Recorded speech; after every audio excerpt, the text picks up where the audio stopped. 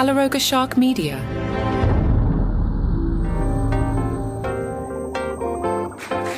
Hey there, I'm Johnny Mac with your daily comedy news. In case you missed it, I dropped another Colbert bonus episode yesterday around noon. So much to catch up on. It has been busy since Shane Gillis hosted the ESPYs, and then Colbert Gate happened. Let's catch up on Theo Vaughn, who called out Vice President JD Vance for changing his stance on the release of files related to Jeffrey Epstein. Theo Vaughn first reposted a clip from his October podcast with Vance, in which Vance told listeners, quote, "Seriously, we need to release the Epstein list. This is an important thing." In a separate post, Vaughn asked, "Yeah, what changed?"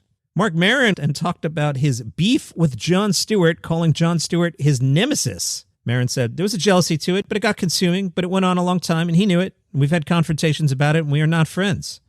Apparently, this goes back to the 1990s when both Maron and Jon Stewart were trying to be the, quote, king of politics, satire, whatever, a battle Maron said Stewart has won. When I was coming up as a comic, he had always these things just because he had committed to a haircut and a way of presenting, but like he was just everywhere. John always represented me while I was failing. So when I'd see him, I'd act like he was personally destroying me. In a 2009 set, Marc Maron referred to Jon Stewart as, quote, Jewish pander monkey. Marc Maron is also Jewish, Maron said on Conan. Because of that, he doesn't particularly like me. I don't think it's a daily thing, but I annoyed him to the point where that was a reality. Maron told NPR he invited John on WTF a few years ago to apologize on the air. Jon Stewart told him, "Hey, I don't know if you remember, you know what a jerk face, D-word, you were to me back in the day? There's no love here, man." Maron apparently never made a second request. Maron told Rolling Stone in 2012. He said, "Look, I always thought you were very creative, and I'm sure whatever you're doing is nice, and if you want to have coffee, I might be willing to do that." Maron said his behavior was resentment, insecurity, jealousy, and he laughed that even Jon Stewart is a podcaster now. Over the act of it, the fact that he, like everybody, landed with a podcast, that's satisfying because I helped create it.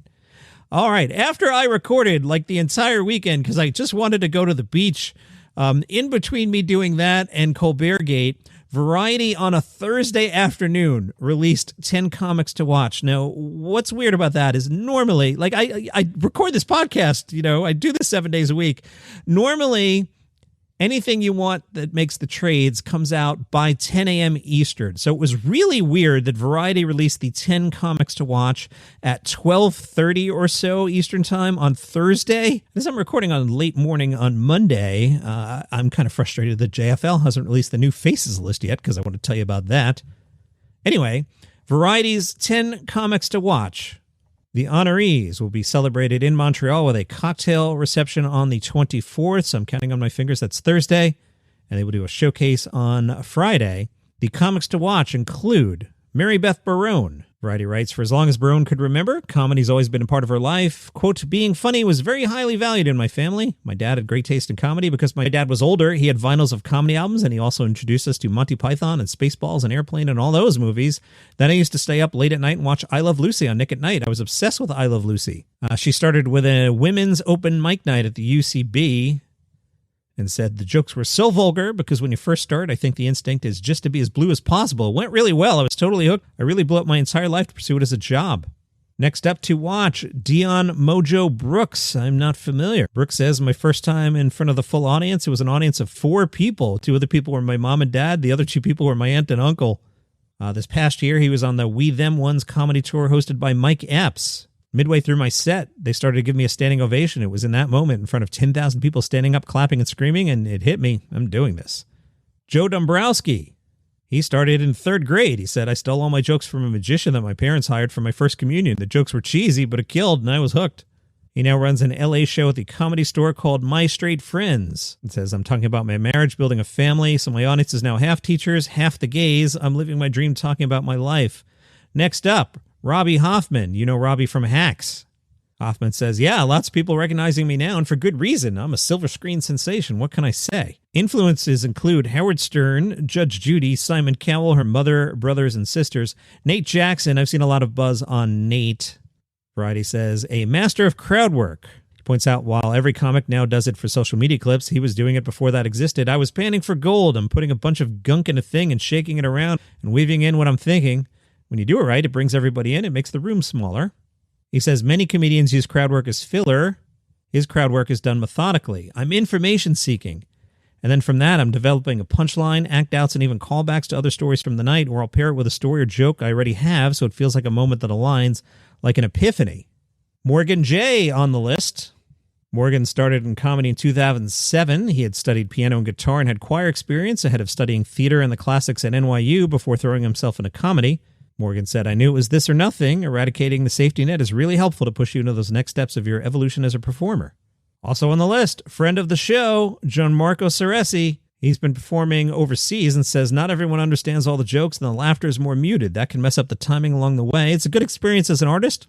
I've learned to shift the musicality, like if you sing a song at a different tempo for a remix, makes you more flexible, more nimble to live off the audience. This fall, he'll be in Rochester, West Des Moines, and Richmond, Virginia, and says my comedy's going well, but going from Paris to Richmond, two equally cool cultural centers of the world, has me wondering what kind of life I want to live and helps me create good art. Jaying Summers is on the list. Summers said, I struggled with trying to be likable, but I realized I'm not likable. I just have to be honest and specific about what affects me, and that made me find my voice, not to try to please everyone. Whenever someone books me in a club, I exhaust every resource to make sure it's a sold-out show for a good performance. I just want to make whoever books me money. I have so many tips I could give to comedians who want to see how to get their numbers up on social media, promote a show, and have a good relationship at a club, because those are business skills as artists. Influences, Joan Rivers, Don Rickles, Richard Pryor, Ricky Gervais. Steph Tolev on the list. I feel like Steph has now broken through thanks to that recent Netflix special. The Variety piece rehashes, a lot of the recent articles, the Bill Burr of it all. And Takara Williams is a parent with kids ranging from age 11 to 24 and incorporates them into her material. One night she was booked to do 3 minutes at a comedy club in Harlem. The host stepped away and left her on stage for over twice as long. Williams said, I just talked about how women break up differently than men break up and the dynamic of breaking up. And people came up to me after and said, oh my God, girl, me too. I'm going through the same thing. And I realized it was healing, and I've been doing it for over 15 years. All right, we are getting along again. Let's see what else I can tell you about. Shane Gillis, remember he hosted the ESPYs 9 news cycles ago? The ladies of The View didn't like it. Whoopi Goldberg, who, to be fair, has hosted the Oscars 4 times, so kind of knows what she's talking about, but said, hosting an award show is a tough gig, so I'll ask you, you think you read that room correctly? Joy Behar, a comedian, said, no. Basically, when you do an award show, they're there to hear their name called. They're not there to laugh, number one. Behar said, stand-up comedy is one of the hardest things people can do. I did it for 30 years. It's so hard. It's like a high-wire act. And I always say it's like I'm on stage naked and everybody else has clothes. That's how it feels. Behar didn't like when Shane did the I didn't write that joke maneuver. Said, never do that. Johnny Carson was on the air for, 100 years. Never once did he say the writer wrote that bad joke that I just bombed with. That's bad form. That's a mistake. You have to know how to work the room. I don't know if he knows how to do that. Whoopi Goldberg wrapped it up with, I guess you have to know how to do the material. You can make it work without being offensive and terrible, but what do I know? I'm a used to be. Yikes, I just cut 6 stories. There's just so much going on. Gossip Corner. Rosie O'Donnell went up in Ireland and took shots at the president. Rosie was at the International Comedy Club in Dublin. She addressed Trump's recent post in which Trump suggested he might revoke Rosie's citizenship. Rosie said, a really smart guy who works for the Democratic National Campaign texted me and said, are you okay? And I'm like, well, I'm kind of upset that Ireland is losing, but no. She said the person she was talking to then sent her Trump's post. Rosie said, so all I saw was a post that said something absurd like Rosie O'Donnell's a threat to humanity. Bye. I'm going to take away her American citizenship, which I know no one's allowed to do. In America, if you're born in America and your parents are American citizens, which I was, you have to renounce your citizenship in order to get rid of it. You can't have it taken away from you by the government. But the Supreme Court has given him carte blanche to do whatever he wants. So I read it and I kind of laughed and I said, that's funny, but it's not real. Rosie then drafted her response to Trump. And it went viral, my response, and people went crazy. And as my brother Eddie has said when he pulled me up, he said, that bastard, does he know he's going to make you more famous than you ever were? And when he finds out, he's going to be upset. But this is kind of the worst guy that I've ever met in my life. I'm 63 years old. He's like 107 or 120 years old. I knew about him my whole life, so I just told the truth of what I knew. And he went crazy and threatened to sue me, and it's been 20 years that he's been calling me fat, disgusting, gay, a pervert, everything that he is. That's what happened. Abigail Jackson, spokeswoman for the White House, told Fox News Digital, it's sad to watch TDS-ridden Rosie crash out like this, but at least she's not in America while she's having her big meltdown. God bless the Irish. Also on Gossip Corner, Ellen DeGeneres has confirmed that Trump inspired her permanent move to the UK. The BBC reports English broadcaster Richard Bacon asked Ellen whether reports that Trump played a role in the move are correct. Ellen said yes. Ellen apparently said they got to the UK the day before the election and woke up to a lot of texts from our friends with crying emojis. And I was like, he got in, and we're like, we're staying here. It's absolutely beautiful. The villages and the towns and the architecture, everything you see is charming, and it's just a simpler way of life. Everything here is just better. The way the animals are treated, people are polite. I just love it here. Out today on the 800-Pound Gorilla YouTube channel, Trey Kennedy's Grow Up, and let's take a look at what's happening in Montreal tonight. 5 p.m., Roast Battle Canada. 7 o'clock, Danny Boy. Culture Show at 7. British at 7. That's usually one of my favorite things to happen when I can make it to that. Jayang Summers, one of the comedians to watch, at 7 o'clock.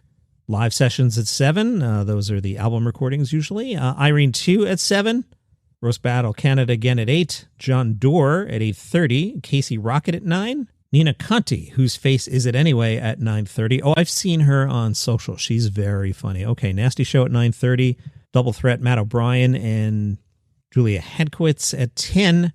Another Roast Battle at 10:30. Midnight Surprise at 11:59. All right, if we were up there, I would say, boy, I really want to see British, but we should probably check out Jayang Summers if she's on the buzz list. So we'll do that at 7. And Nina Conti at 9:30. All right, back in the morning.